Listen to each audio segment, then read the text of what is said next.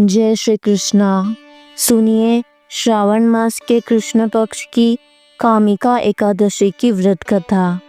एक समय की बात है, धर्मराज युधिष्ठिर कहने लगे कि हे प्रभु, मैंने आषाढ़ माह के शुक्ल पक्ष की देवशयनी एकादशी का सविस्तार वर्णन सुना। अब आप मुझे श्रावण माह के कृष्ण पक्ष की एकादशी की कथा सुनाने की कृपा करें। इस एकादशी का क्या नाम है तथा इसका व्रत करने से मनुष्य को किस फल की प्राप्ति होती है।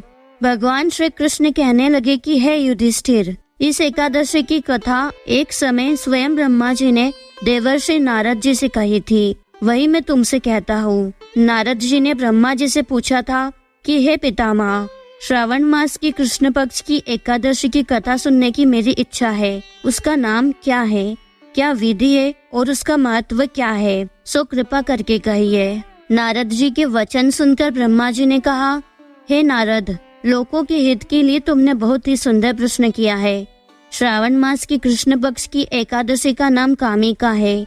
इसकी कथा सुनने मात्र से वाजपेयी यज्ञ का फल मिलता है। इस दिन शंख चक्र गदाधारी विष्णु भगवान का पूजन होता है, जिनके नाम श्रीधर, हरि, विष्णु, माधव, मधुसूदन है। उनकी पूजा करने से जो फल मिलता है वो सुनो। जो मनुष्य श्रावण मास में भगवान का पूजन करते हैं, उनसे देवता, गंधर्व और सूर्य आदि सभी देवता पूजित हो जाते हैं। अतः पापों से डरने वाले मनुष्यों को कामिका एकादशी का व्रत और भगवान विष्णु का पूजन अवश्य में करना चाहिए। पाप रूपी कीचड़ में फंसे हुए और संसार रूपी समुद्र में डूबे मनुष्यों के लिए इस एकादशी का व्रत और भगवान विष्णु का पूजन अत्यंत आवश्यक है। इससे बढ़कर पापों के नाशों का कोई उपाय नहीं है। आभूषणों से युक्त बछड़ा सहित गोदान करने से जो फल प्राप्त होता है, वह फल कामिका एकादशी के उपवास करने से सहज ही मिल जाता है। हे नारद, स्वयं भगवान ने यही कहा है कि कामिका व्रत से जीव को योनि को प्राप्त नहीं होता। जो मनुष्य इस एकादशी के दिन भक्ति पूर्वक तुलसी दल भगवान विष्णु को अर्पण करते हैं, वे संसार के समस्त पापों से दूर रहते हैं। विष्णु भगवान रत्न, मोती, मणि तथा आभूषण आदि से इतने प्रसन्न नहीं होते जितने कि तुलसी दल से होते हैं। तुलसी दल पूजन का फल 4 भार चांदी और 1 भार स्वर्ण के दान के बराबर होता है। हे नारद, मैं स्वयं भगवान की अति प्रिय तुलसी को सदैव नमस्कार करता हूँ। तुलसी के पौधे को सींचने से मनुष्य की सब यातनाएं नष्ट हो जाती है और दर्शन मात्र से सब पाप नष्ट हो जाते हैं तथा स्पर्श से मनुष्य पवित्र हो जाता है। कामिका एकादशी की रात्रि को दीपदान तथा जागरण के फल का महात्मा चित्रगुप्त भी नहीं कर सकते। जो इस एकादशी की रात्रि को भगवान के मंदिर में दीपक जलाते हैं, उनके पिता स्वर्ग लोक में अमृत पान करते हैं तथा जो घी या तेल का दीपक जलाते हैं, वे 100 करोड़ दीपकों से प्रकाशित होकर सूर्य लोक को जाते हैं।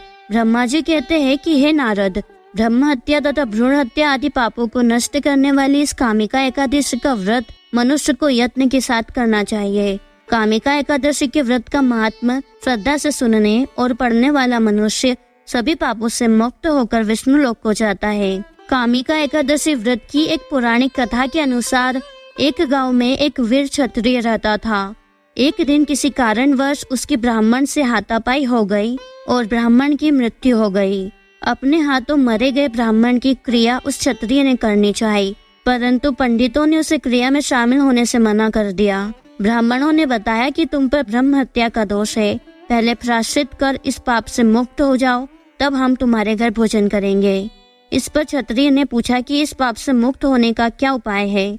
तब ब्राह्मणों ने बताया कि श्रावण माह के कृष्ण पक्ष की एकादशी को भक्ति भाव से भगवान श्रीधर का व्रत एवं पूजन कर ब्राह्मणों को भोजन करा के सदक्षिणा के साथ आशीर्वाद प्राप्त करने से इस पाप से मुक्ति मिलेगी। पंडितों के बताए हुए तरीके से व्रत करने पर उसी रात में भगवान श्रीधर ने क्षत्रिय को दर्शन देकर कहा कि तुम्हें ब्रह्म हत्या के पाप से मुक्ति मिल गई है, अब तो ब्राह्मण की पैरवी कर सकता है।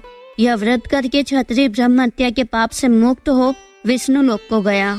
इस व्रत के करने से ब्रह्म हत्या आदि सभी पाप नष्ट हो जाते हैं और यह लोक में सुख भोग कर प्राणी अंत में विष्णु लोक को जाते हैं।